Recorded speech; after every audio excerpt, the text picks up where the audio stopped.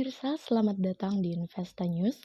Kembali lagi bersama saya Iga Dias Retnandalas yang akan menemani Anda selama beberapa menit ke depan untuk membahas seputar dunia investasi edisi Selasa 15 Februari 2022.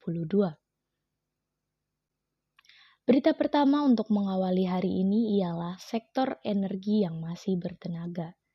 Indeks harga saham gabungan terpantau melemah pada penutupan perdagangan Senin 14 Februari. IHSG terparkir pada posisi 6.734,49 atau turun sebanyak 1,19% atau 81,12 poin. Sepanjang perdagangan, IHSG mencatatkan posisi terendah harian pada level 6.698,51 dan tertinggi di level 6.796,71. Volume perdagangan terpantau sebanyak 22,89 miliar unit saham dengan nilai transaksi sebesar 12,45 triliun rupiah. Seluruh indeks sektoral parkir di zona merah kecuali sektor energi yang masih menguat 1,48%.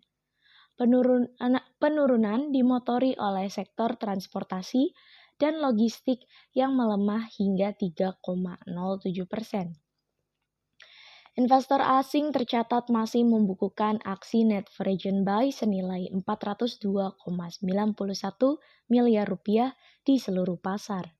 Saham PT Bank Negara Indonesia paling banyak diborong asing dengan net buy sebesar 222,8 miliar rupiah. Kemudian, menyusul di belakangnya adalah PT Bank Rakyat Indonesia senilai 105,55 miliar rupiah dan PT Bank Mandiri sebesar 79,65 miliar rupiah. Sebaliknya, saham PT Bank Sentral Asia dilego oleh asing dengan net sell mencapai 65,95 miliar rupiah. Diikuti saham PT Bank Jago dengan net foreign sell 41,74 miliar rupiah dan saham PT Astra International sebesar 28,86 miliar rupiah. Pelaku pasar dikhawatirkan terkait pergolakan di Ukraina pasca media Amerika Serikat mengklaim bahwa Rusia akan mendobrak negara tetangganya tersebut pada Rabu pekan ini. Pelaku pasar mencemaskan dampak kejadian tersebut terhadap pemulihan ekonomi dan bursa global. Sementara itu, dari dalam negeri secara bulanan penjualan eceran diperkirakan terkontraksi 2,4% pada Januari 2022. Terutama pada subkelompok sandang, kelompok makanan, minuman, dan tembakau, dan kelompok peralatan informasi serta komunikasi. Sejalan dengan pola musiman normalisasi permintaan pasca Natal dan Tahun Baru. Selanjutnya mengenai proyeksi IHSG yang merupakan akibat Rusia dan Ukraina, indeks harga saham gabungan kembali terkoreksi pada perdagangan kemarin. IHSG ditutup turun 1,19% ke level 6.734,49. Indeks saham sudah melemah selama 3 hari berturut-turut. Rata-rata indeks saham di bursa saham Asia kemarin memang bergerak melemah. Sebabnya, kekhawatiran di pasar saham meningkat akibat memanasnya konflik Rusia dan Ukraina. Ini membuat pelaku pasar risiko. Ketidakpastian ini masih berpotensi mempengaruhi pergerakan IHSG hari ini. Indikator teknikal IHSG juga cenderung menurun. Menurut Dennis Christopher Jordan, seorang analis Arta Sekuritas, secara teknikal candlestick membentuk long black body dengan stokastik melebar setelah membentuk dead cross, mengindikasikan potensi pelemahan terus berlanjut. Ia menilai investor masih akan merespon perkembangan konflik antara Ukraina dan Rusia. Selain itu, tingginya kasus infeksi COVID-19 di dalam negeri juga menambah tekanan pada indeks saham. Tapi, analis Pintraco Sekuritas Valdi Kurniawan punya pendapat yang berbeda. Ia menganalisa, setelah IHSG menutup gap di level 6.730, IHSG berpotensi mengalami rebound teknikal. Menurutnya, jika IHSG bisa kembali ke atas 6.750, rebound dapat berlanjut ke kisaran 6.780 hingga 6.800. Valdi juga cukup yakin pasar akan disemarakan optimisme terkait pertumbuhan ekonomi Indonesia. Ini antara lain berkat rilis data indeks penjualan real. Bank Indonesia mengumumkan indeks penjualan real di Januari lalu tumbuh 16% ke level 211. Pelaku pasar juga mencermati realisasi data neraca perdagangan Indonesia periode Januari 2022. Ada proyeksi surplus neraca dagang akan menyusut akibat larangan ekspor batu bara. Namun, bila penurunan surplus tidak sedalam proyeksi pasar, IHSG berpotensi bergerak positif. Dennis memperkirakan IHSG akan bergerak dengan level support pertama di 6.689 dan support kedua di 6.644. Sementara, resisten pertama ada di 6.787. Lalu, resisten kedua berada di level 6.840. Dennis menyarankan investor mencermati saham CTRA, MNCN, dan BBCA pada hari ini. Sementara, Valdi merekomendasikan saham ADRO, PTBA, ANTM, MEDC, TINS, HALI, dan LSIP. Beralih pada sektor komoditas, emas berhasil turun usai cetak rekor. Harga emas dunia pada perdagangan awal pekan terpantau melemah. Setelah sempat mencapai rekor baru sepanjang tahun ini, pada perdagangan sebelumnya, harga emas melemah didorong oleh penguatan indeks dolar Amerika Serikat. Pada perdagangan Senin 14 Februari pukul 15.40 waktu Indonesia bagian Barat, kontrak harga emas paling efektif untuk pengiriman April 2022 di divisi COMEX New York Exchange terkoreksi 3,3 US dollar ke level 1.857,65 US dollar per troy ounce.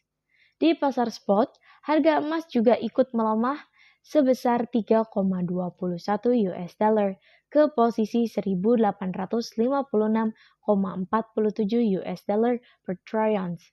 Sementara itu, indeks dolar Amerika Serikat naik ke level 96,287. Pada perdagangan sebelumnya, harga emas COMEX mencapai rekor terbarunya yakni 1.860,95 US dollar per troy ounce, sedangkan harga emas di pasar spot sebesar 1.859,68 US dollar per troy ounce.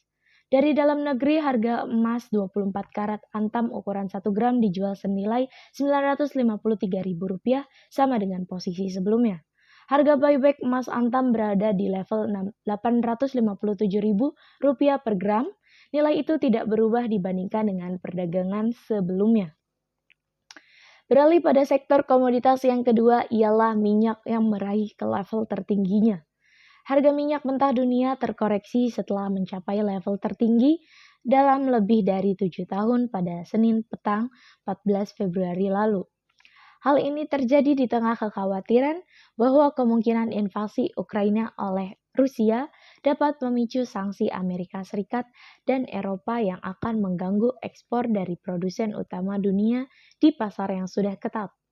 Pada perdagangan Senin 14 Februari pukul 15.10 waktu Indonesia bagian Barat, harga minyak West Texas Intermediate WTI untuk pengiriman Maret 2022 melemah sebesar 1,26% menjadi 93,19 US dollar per barel di New York Mercantile Exchange.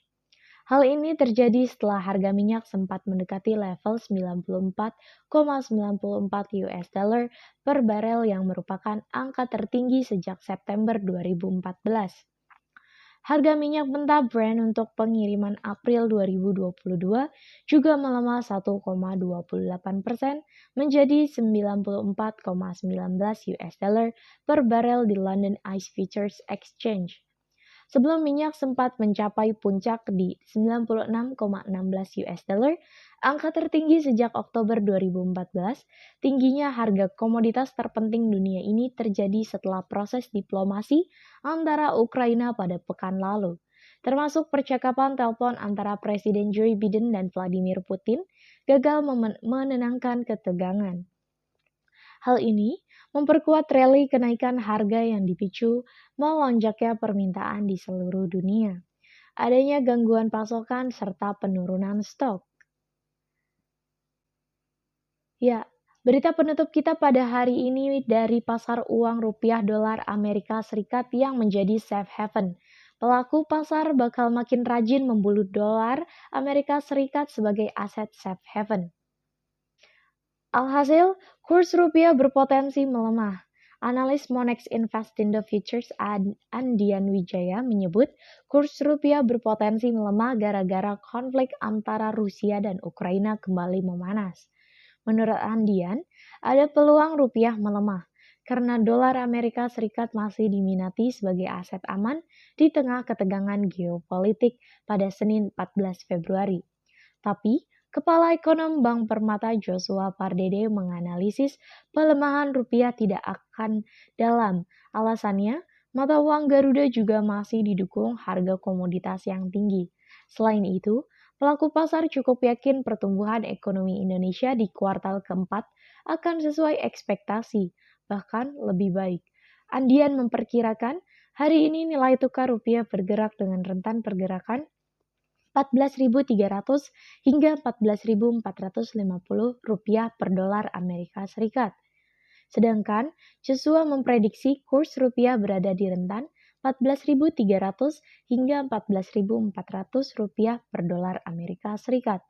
Kemarin, pada 14 Februari, kurs spot rupiah masih menguat 0,15% ke 14.326 per dolar Amerika Serikat.